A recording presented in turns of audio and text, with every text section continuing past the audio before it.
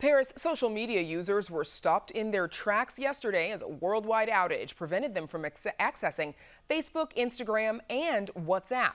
And this happened just a day after Facebook whistleblower Frances Haugen came forward in an interview with 60 Minutes, alleging the company knew its platform allowed hate, violence, and misinformation to run rampant, yet only cared about the bottom line. Joining us to discuss the social media outage, as well as whistleblower Frances Haugen's Facebook interview and testimony, are Jacob First, director of the School of Computing at DePaul University, and Christian Hammond, a computer science professor at Northwestern University. Thanks to you both for joining us. So, Jacob, let's start with you first, please. We know about the social media platforms that experienced this outage yesterday. This is a day after Frances Haugen came forward and revealed herself with her 60 Minutes interview. Do you think this outage was a coincidence? Not for a moment. No, it's entirely too timely. I expect that Facebook was probably going into some kind of damage control mode, and someone flipped the switch that they shouldn't have, or maybe they actually deliberately shut down to prevent any kind of access while they were in damage control.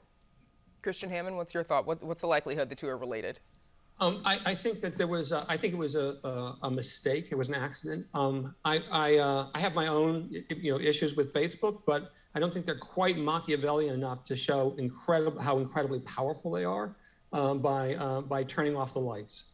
So I think that there's not a deep connection between the two right now. And Christian, what is your reaction to what Frances Haugen has said? I think it's something that we, in general, we were all aware of. But for me, the important thing is that we now are having a set of issues that Facebook has, about the decisions Facebook has made, being brought to the fore. And now we can start talking about them, about the nature of the data that they use, the nature of the algorithm itself, and in fact, I think even more important, the nature of the interactions that they help support, which by their nature seem to be quite addictive and in many ways harmful in and of themselves, independent of hate speech, just keeping people addicted and locked in, and then providing them with content which on the face of it look quite benign, but can actually drive them into a sort of negative impact in terms of their opinion of themselves. So today, Haugen, she testified before the Senate to demand that the federal government impose regulations on Facebook and other online spaces. Here's a bit of what she said. These problems are solvable. A safer, free speech respecting, more enjoyable social media is possible. But there's one thing that I hope everyone takes away from these disclosures. It is that Facebook can change, but is clearly not going to do so on its own.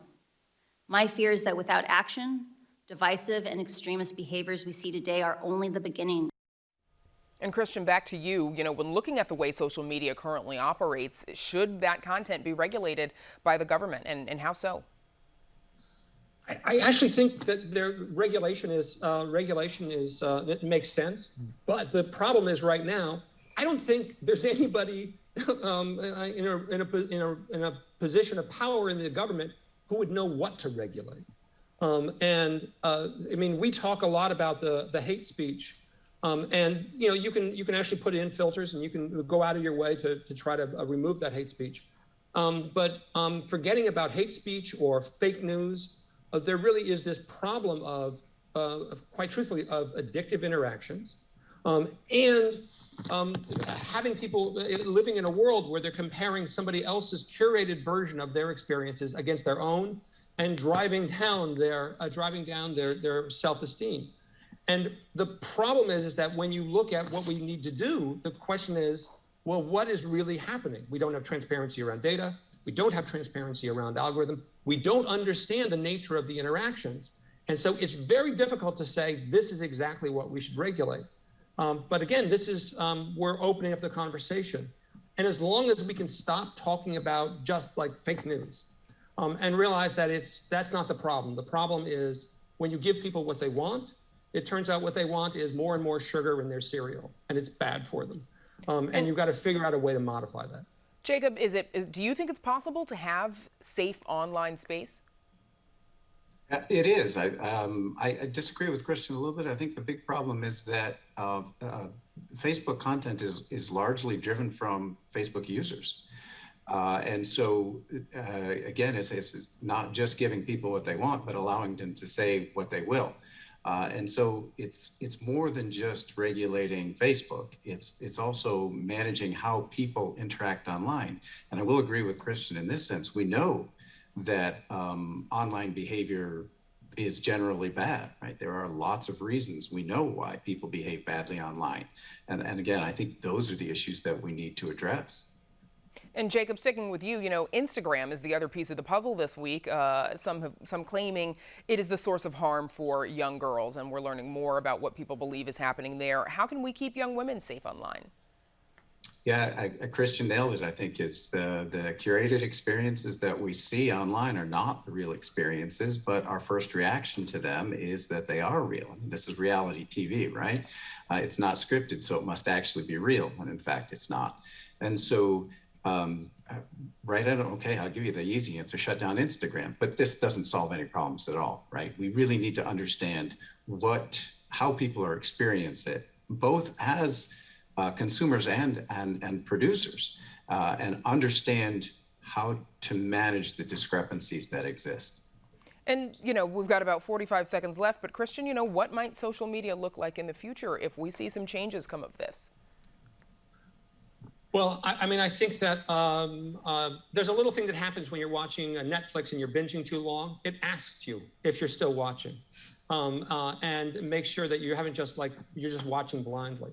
And I think that for social media, I mean, the engagement is what the companies want, but finding ways to actually limit that engagement, which means not making as much money, but limiting that engagement and making sure that the engagement is not addictive, is not aiming harmful, although it looks benign, content at them, and making sure that we understand that we can't ask people to be responsible for themselves if what we're doing is actually building systems that strip them of that responsibility.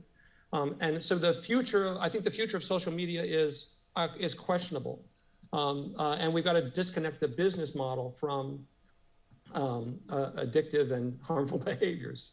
Okay, a complicated question for a very complicated topic. My thanks to our guests, Jacob First and Christian Hammond, for joining us. Thank you. You're welcome.